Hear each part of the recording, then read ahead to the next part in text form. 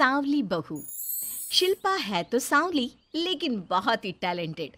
लेकिन कहते हैं ना, शादी के लिए तो लंबी और गोरी होनी चाहिए। शिल्पा, ये रिश्ता भी हाथ से गया। अरे कितनी बार कहा वो गोरी होने वाली क्रीम लगाया कर, लेकिन नहीं, किताब से सर खपाने से फुर्सत मिले तब ना। तू ही क्यों नहीं इसके लिए उपटन तैयार कर देती? शर्मा जी की बेटी का कम रेट में कितना अच्छा रिश्ता हुआ है। इसकी तो उम्र के साथ ही लड़के वालों की डिमांड भी बढ़ी जा रही है। शिल्पा को ये बातें अब बुरी नहीं लगती थी। लगे भी क्यों, बचपन से सुन जो रही थी वो ये सब कुछ। उसके लिए ये तो मात्र एक कान से सुनना और दूसरे कान से निकाल देने वाली बात थी। फिर एक रोज, पापा पापा मेरी नौकरी लग गई है। वाह, अच्छा, कहाँ बेटा? न्यूज़ चैनल में पापा, खबरों को लिखना होगा। हाँ, वैसे भी तेरे जैसी सांवली शक्ल की लड़की को कौन पर्दे पर आने देगा, क्यों? चल, 4 पैसे कमाने लायक हुई है तो लड़के वालों को बोल देंगे कि कमाती भी है, फिर शायद कोई कर ले शादी। हाँ सही कह रहे हैं। वैसे बेटा कल शाम को एक लड़का और आने वाला है, उसे भी देख लेना। शिल्पा को इस बार गुस्सा आ जाता है। अच्छे न्यूज़ चैनल में नौकरी लगने की खुशी भी माँ पापा के चेहरे पर नहीं दिखती। अगले रोज ऑफिस से शिल्पा घर आती है तो सामने बैठा होता है हिमांशु।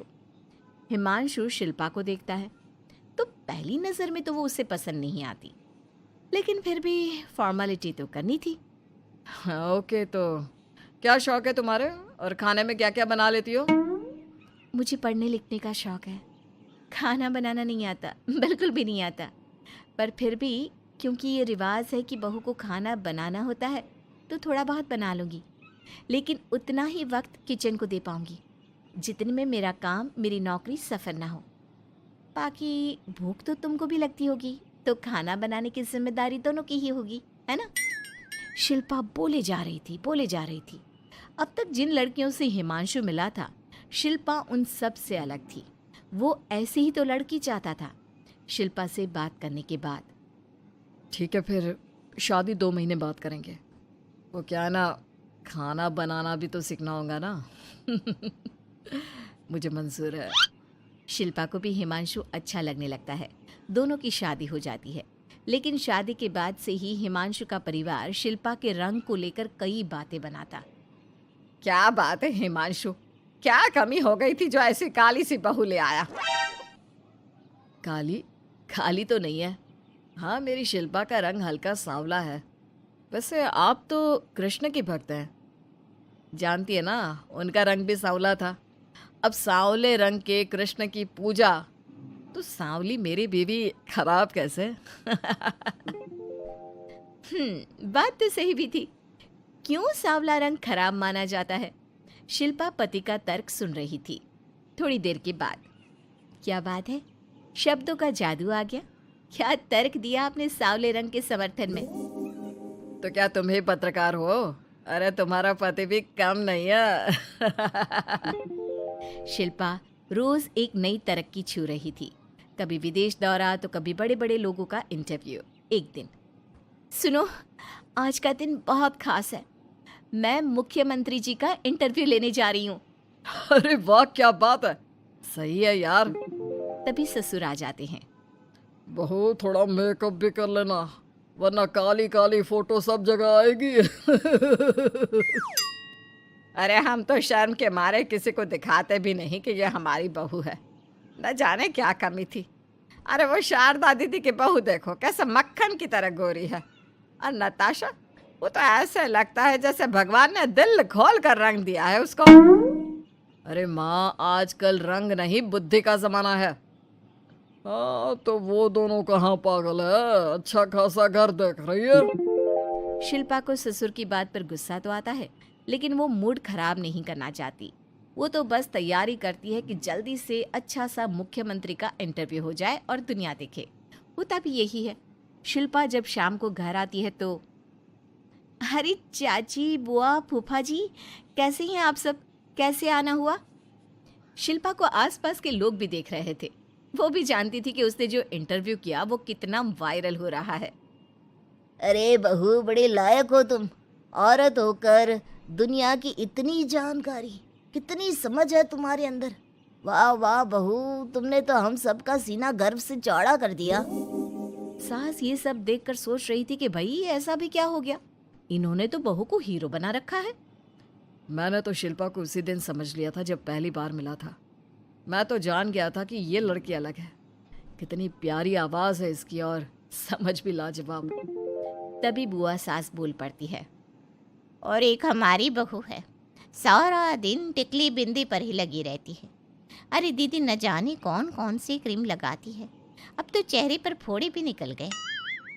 कितनी बार कहा कुछ पढ़ाई आगे करके दुनिया में नाम कमाओ, लेकिन नहीं, बस सारा दिन शीशे के सामने खड़ी रहेगी।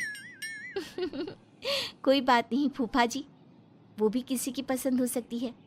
हम लोगों का क्या, एक काम अच्छा कर दिया तो पूछ लिए गए, नहीं तो जमाना तो गोरी सूरत की ही तारीफ करता है। क्यों माँ जी? हाँ हाँ वो क्या है ना, मैं ज़रा पानी लेकर आती हूँ, तू बैठ बहू। हाँ हाँ बहू, तू तो बैठ।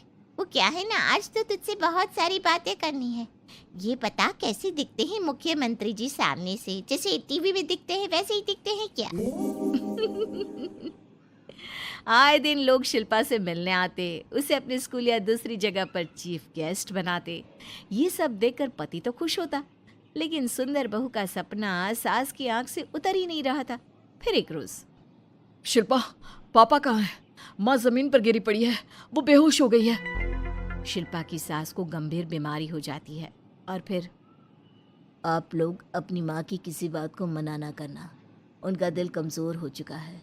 दिल में कोई बात लगेगी तो उनके हार्ट अटैक आने के चांसेस हैं, तो समझ रहे हैं ना। कुछ दिनों में ठीक होकर सास घर आ जाती है और फिर एक दिन, देख बेटा, मैं मरने से पहले एक सुंदर बहू का चेहरा देखना चाहती हूँ। अरे मैं नहीं चाहती कि तू इस काली कलूटी के साथ रहे, छोड़ दे इसे।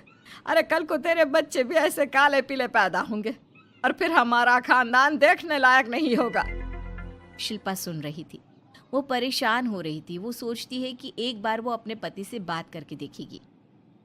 सुनिए ना, मुझे आपसे बात करनी है। मुझे भी शिल्पा, मैं माँ के बिना नहीं रह पाऊंगा, तुम समझ रही हो ना। शिल्पा को दुख होता है, लेकिन वो क्या करती। वो हिमांशु को तलाक देने का सोच लेती है और फिर शिल्पा माँ की हालत फिर खराब हो रही है, क्या करूँ? माँ को सबसे बड़े अस्पताल में भर्ती करना होगा।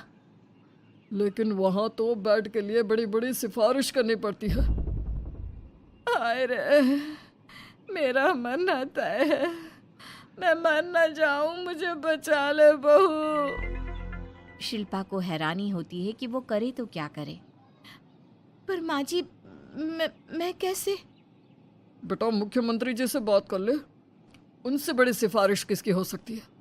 तू बोलेगी तो शायद तेरी सास की जिंदगी बच जाएगी।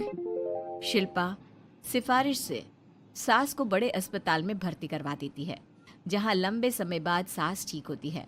लेकिन इस बीच एक दिन भी शिल्पा उन्हें देखने नहीं जाती। सास जब घर आती है तो एक सुंदर सी लड़की उनका स्वागत करती है।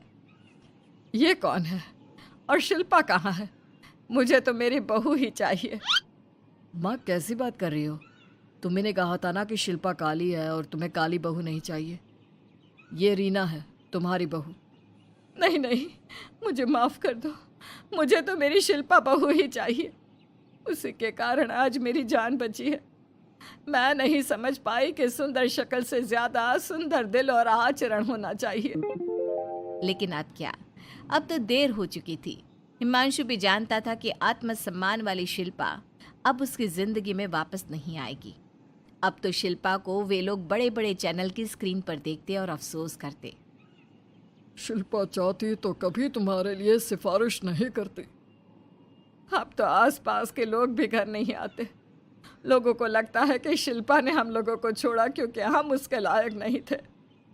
सही बोल रही है माँ, हम ही तो उसके लायक नहीं थे। शिल्पा जैसी समझदार, पढ़ी लिखी, दुनिया की समझ रखने वाली लड़की को मैंने छोड़ा, सिर्फ आपके कहने पर। अब ये गोरी लड़की आपकी बहू हो सकती है, लेकिन मेरी बीवी कभी नहीं। हिमांशु वहां से चला जाता है।